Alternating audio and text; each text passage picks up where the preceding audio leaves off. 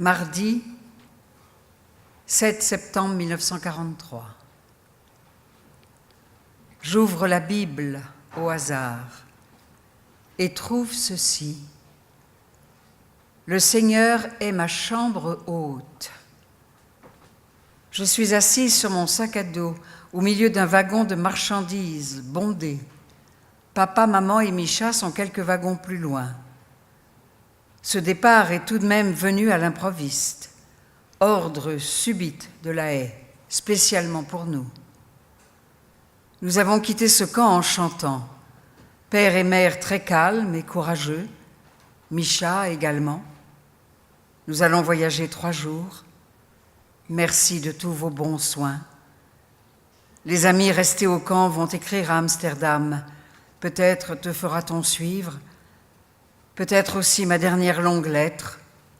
Au revoir de nous 4. Etty. Amsterdam, dimanche 9 mars 1941. Eh bien, allons-y. Moment pénible, barrière, presque infranchissable pour moi. Vaincre mes réticences et livrer le fond de mon cœur à un candide morceau de papier quadrillé. Les pensées sont parfois très claires et très nettes dans ma tête, et les sentiments très profonds. Mais les mettre par écrit, tout au fond de moi, il y a une pelote agglutinée. Quelque chose me retient dans une poigne de fer, et toute ma clarté de pensée ne m'empêche pas d'être bien souvent une pauvre godiche peureuse. J'ignore comment réaliser mon désir d'écrire. Il me manque l'urgence, il me manque la nécessité de dire quelque chose de précis. Westerbork, décembre 1942. J'ai bien compris. Cet endroit, aujourd'hui foyer de souffrance juive, était il y a 4 ans encore sauvage et désert. Il n'y avait ici pas un papillon, pas une fleurette, pas le moindre vermisseau. Et à présent, il y a un orphelinat, une synagogue, une morgue et une fabrique de semelles en pleine expansion. J'ai entendu parler d'un asile d'aliénés, et le complexe hospitalier s'étend et compte déjà 1000 lits. Et la petite maison d'opérette, on projette d'en construire une autre plus grande, une prison à l'intérieur d'une prison. Vendredi, 21 mars 1941. Ce besoin d'écrire, c'est une autre façon de posséder, de tirer vers soi les choses par des mots et des images, de se les approprier. Et cette rage de possession vient brusquement de me quitter. Je respire librement. Je me sens forte et je porte sur toute chose un regard radieux. Désormais, je vis. Et je respire, pour ainsi dire, par l'âme, prête au combat. La vie est dure, chaque minute est pleine de vie, d'expériences, de lutte, de victoire ou de rechute. Je ne pense plus à l'avenir. Il m'est indifférent de faire ou non de grandes choses. Aujourd'hui, à la minute présente, je vis pleinement. La vie vaut d'être vécue. Et si j'apprenais que je dois mourir demain, je dirais, dommage,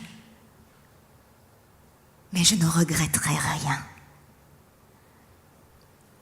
On se dit certains jours qu'il serait plus simple de partir soi-même, une fois pour toutes, en convoi, plutôt que de devoir être témoin semaine après semaine des angoisses et du désespoir, des milliers d'hommes, de femmes, d'enfants, d'infirmes, de débiles mentaux, de nourrissons, de malades et de vieillards qui glissent entre nos mains secourables en un cortège presque 'Nous avons vu arriver le prolétariat des grandes villes. Il étalait sa pauvreté et sa crasse dans la nudité des baraques. Et beaucoup se demandaient, bouche bée, qu'a-t-elle donc fait pour eux, cette fameuse démocratie d'avant-guerre? Juin 1941.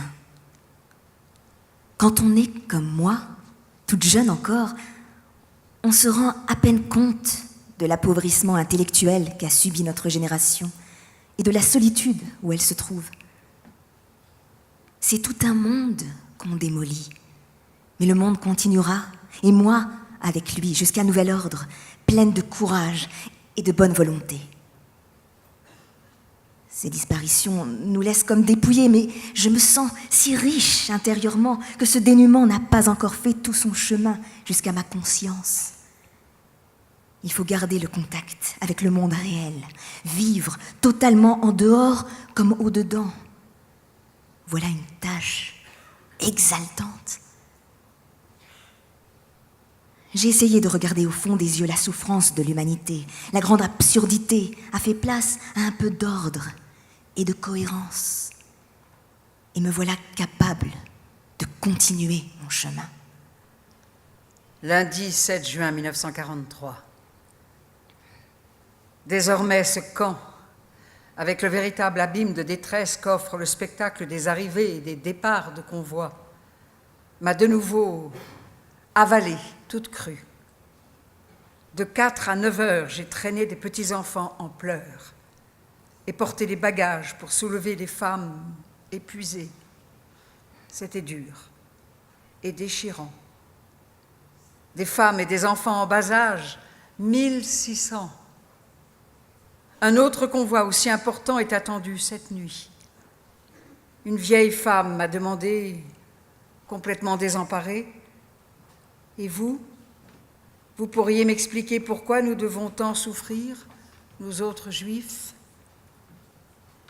Une femme avec un bébé de 4 mois qu'elle n'avait pu nourrir depuis des jours que de soupe aux choux m'a dit « Je répète sans arrêt, ah, mon Dieu, ah, mon Dieu, mais existe-t-il seulement ?»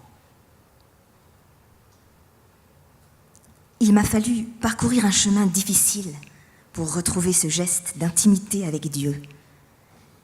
Et pour dire, le soir à la fenêtre, « Sois remercié, ô Seigneur ». Cette phrase m'a poursuivie des semaines. Oui, mon Dieu, je te suis très fidèle, contre vent et marée. Je ne me laisserai pas anéantir. Je persiste à croire au sens le plus profond de cette vie. Mon Dieu, prenez-moi la main. Je vous suivrai bravement. Je ne me déroberai à aucun des orages qui fondront sur moi dans cette vie, mais donnez-moi de temps à autre un court instant dans cette vie, un court instant de paix. Et je n'irai pas croire dans mon innocence que la paix qui descendra sur moi est éternelle. J'accepterai l'inquiétude et le combat qui suivront. Je ne me révolterai pas lorsqu'il faudra affronter le froid, pourvu que vous me guidiez par la main. Et je tâcherai de ne pas avoir peur. Chers amis, il ne reste plus beaucoup de landes ici entre les barbelés. On construit sans arrêt de nouvelles baraques. Il n'y a plus qu'un petit lopin coincé dans un angle du camp. Et c'est là que je me tiens, au soleil, sous un magnifique ciel bleu. Un gendarme, l'air ravi, cueille des lupins violets et son fusil lui bat l'échine. En tournant la tête à gauche, j'entends le halètement d'une locomotive. Les gens sont déjà entassés dans les wagons. Les portes se ferment. Le quota des partants n'est pas atteint. Je rencontre le responsable de l'orphelinat portant dans ses bras un petit enfant qui doit partir, seul. En quelques heures, on pourrait faire provision de mélancolie pour toute une vie. Le gendarme amoureux de la nature a fini son bouquet violet. La locomotive jette un cri affreux. Tout le camp retient son souffle. 3000 juifs de plus nous quittent. Le ciel est plein d'oiseaux, les lupins violets s'étalent avec un calme princier. 2 petites vieilles sont venues s'asseoir pour bavarder. Le soleil m'inonde le visage et sous nos yeux s'accomplit un massacre. Tout est si incompréhensible. Hier soir, j'étais pleine d'une aimable langueur printanière. Je pédalais rêveusement sur l'asphalte. Je me sentis soudain caressée par une tiède brise de printemps.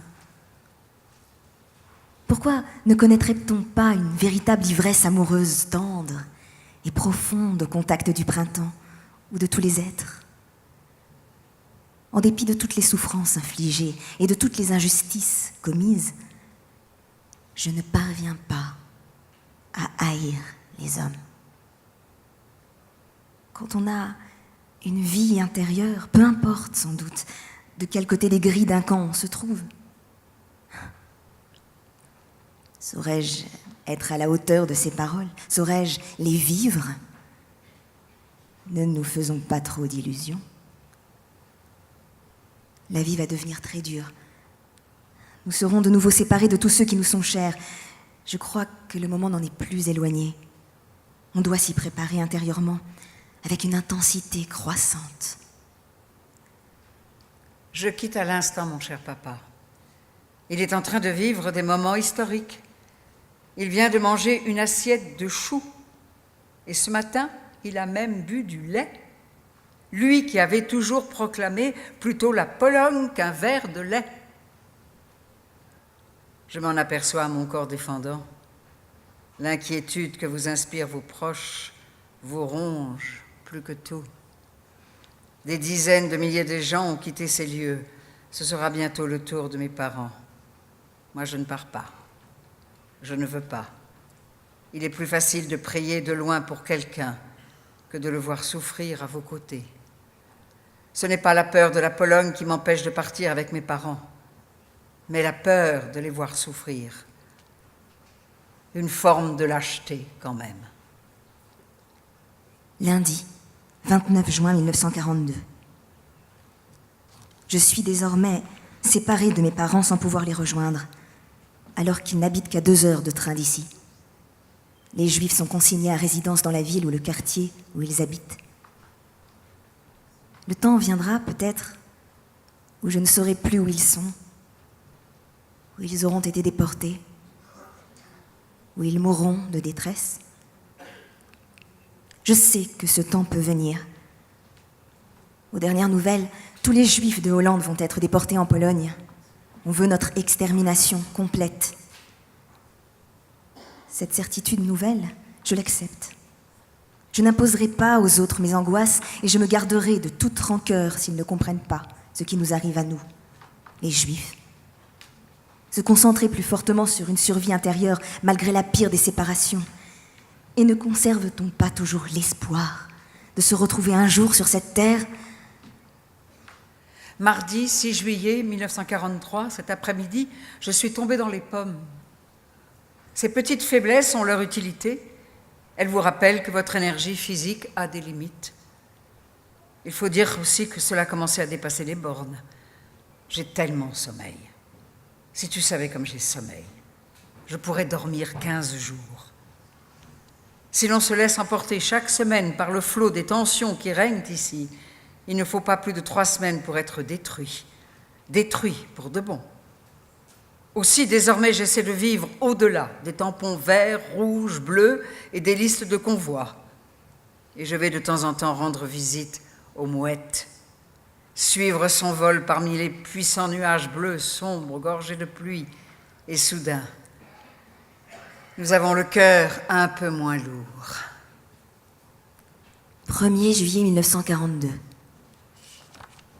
Du soleil dans cette véranda et un vent léger dans le jasmin.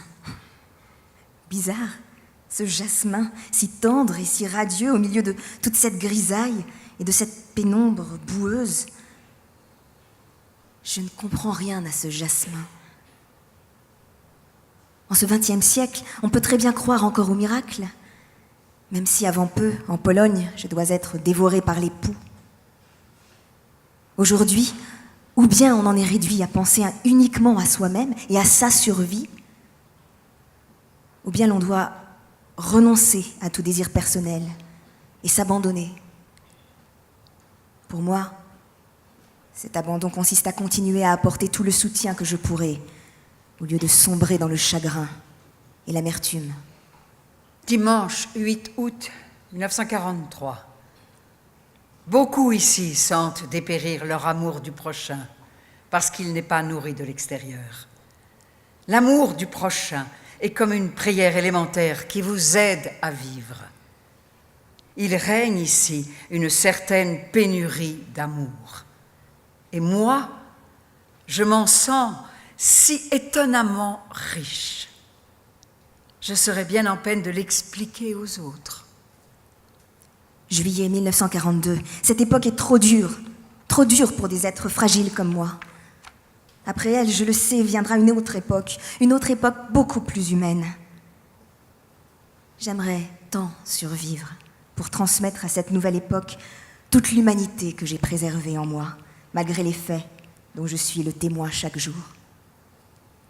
Si toute cette souffrance n'amène pas un élargissement de l'horizon, une plus grande humanité, par la chute de toutes les mesquineries et des petitesses de cette vie, alors tout aura été vain. Après la guerre, je veux parcourir les différents pays de ton monde, mon Dieu. Je sens en moi ce besoin de franchir toutes les frontières et de découvrir le fond commun à toutes les créatures si différentes et si opposées entre elles. On n'avait jamais vu de persécution sous cette forme totalitaire, organisée à l'échelle des masses, englobant toute l'Europe. Il faudra bien tout de même quelques survivants pour se faire un jour les chroniqueurs de cette époque. J'aimerais être, modestement, l'un d'entre eux. Cet après-midi, j'ai regardé des estampes japonaises. C'est ainsi que je veux écrire, avec autant d'espace autour de peu de mots. Je voudrais n'écrire que des mots insérés organiquement dans un grand silence. Et non des mots qui ne sont là que pour dominer et déchirer ce silence. Trouver un juste dosage entre le dit et le non-dit. C'est assez comique. Je pourrais écrire des volumes entiers pour expliquer comment je voudrais écrire. Il est fort possible que je ne couche jamais une ligne sur le papier. Mardi 7 septembre 1943, je suis assise sur mon sac à dos, au milieu d'un wagon de marchandises bondé. Papa, maman et Micha sont quelques wagons plus loin. Nous allons voyager 3 jours.